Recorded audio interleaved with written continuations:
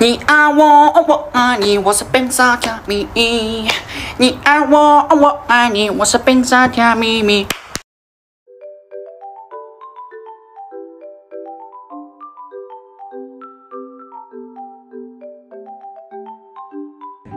Hujan asam adalah fenomena alam yang mungkin normal terjadi. Hujan asam itu adalah segala sesuatu yang memang penginapan di bumi kita yang sifatnya asam. Dari mana aja sih? Asam yang dihasilkan itu dari banyak hal. Dari kendaraan bermotor, asap pabrik, alat berat, bahan bakar minyak, dan masih banyak lagi yang bisa mengeluarkan gas-gas yang tertentu yang kala itu bereaksi dengan alat atmosfer kita, yang itu akan menghasilkan zat-zat asam yang nantinya akan diturun lagi ke bumi. Begini prosesnya. Pembakaran yang disebabkan oleh aktivitas pabrik akan menimbulkan asam.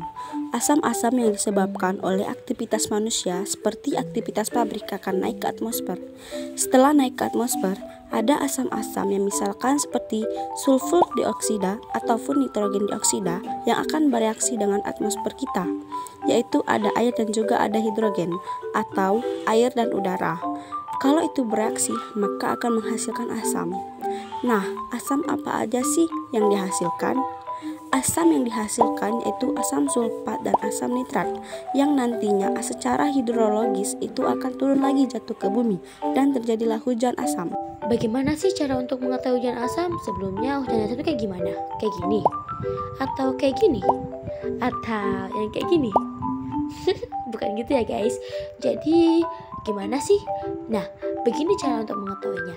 Salah satu cara untuk mengetahui apakah sedang terjadi hujan asam atau tidak adalah dengan mengamati tumbuhan di sekitar lingkungan. Apabila tumbuhan tampak layu, bahkan sekarat, kemungkinan terjadi hujan. Selain itu, hujan asam juga dapat menyebabkan tanah kehilangan kandungan nutrisi serta mineralnya. Apa sih penyebab hujan asam? Hujan asam disebabkan oleh belerang atau sulfur yang merupakan pengotor dalam bahan bakar fosil serta nitrogen di udara yang bereaksi dengan oksigen membentuk sulfur dioksida dan nitrogen oksida. Ciri-ciri hujan asam. Hujan asam terlihat sama dengan hujan pada umumnya. Karena warna air yang turun kurang lebih adalah sama, yang bisa merasakan adalah kulit kamu. Air hujan asam yang mengenai kulit akan langsung membuat gatal-gatal dan memerah. Pengaruh hujan asam. Hujan asam sangat berbahaya bagi pertanian, tumbuhan, dan hewan. Ini menghilangkan semua nutrisi yang dibutuhkan untuk pertumbuhan dan kelangsungan hidup tanaman.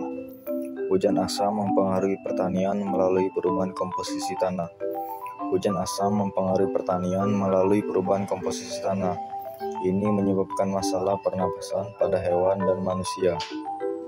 Ketika hujan asam turun dan mengalir ke sungai dan kolam, hal itu mempengaruhi ekosistem perairan. Hujan asam juga menyebabkan korosi pada pipa air yang selanjutnya mengakibatkan pencucian logam berat seperti besi, timbal, dan tembaga ke dalam air minum. Ini merusak bangunan dan monumen yang terbuat dari batu dan logam.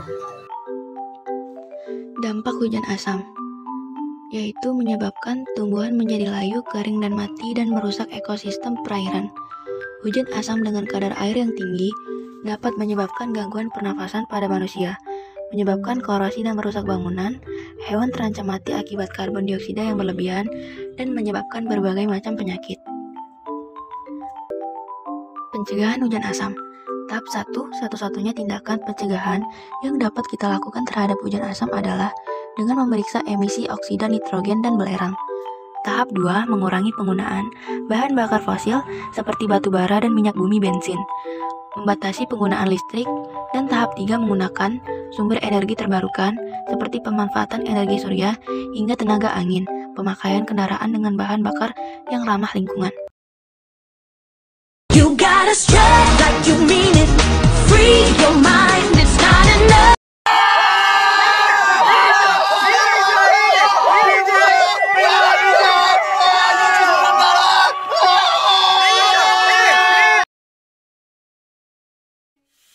Time